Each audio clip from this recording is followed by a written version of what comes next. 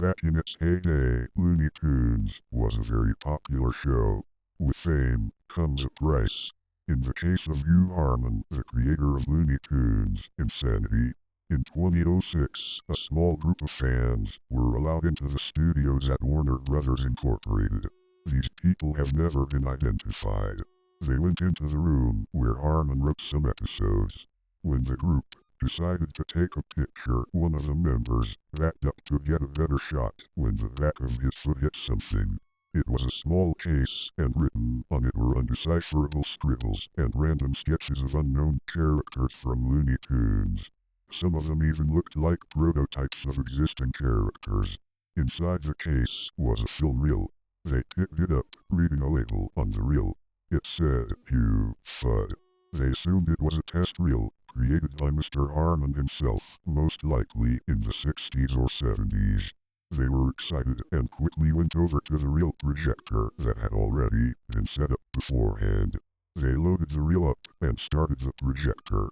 This was not a vintage projector, rather a modern one that scanned the reel and then displayed it. Employees set it up for the group, knowing they would want to see some old cartoons. They proceeded to watch. The following information was collected when the video was analyzed. It started out to be nothing but static, as if the reel itself were interfering with the projector. Then came up a picture of Elmer Fudd blankly staring at the screen. The music was, well, not even music. It was one continuous note with varying pitches. Elmer's eyes were bulging and more realistic than what is usually seen in these cartoons. His hat, however, was a different story. It was poorly drawn, and the color seemed to be scribbled on. The brown color from his hat overlapped his face a bit. The video got progressively more shaky. This went on for about 30 seconds. Elmer's face quickly overtook the screen. His eyes dark red and white pupils. The static got worse than it ever was. You could barely decipher what was happening.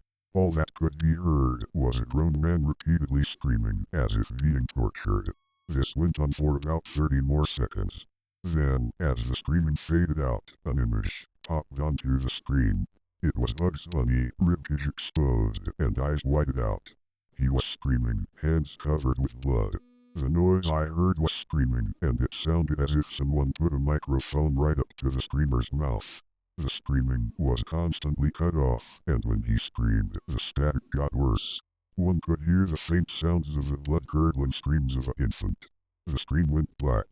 After 2 seconds, the video clip of an unknown episode reversed. It was too distorted to see what it was.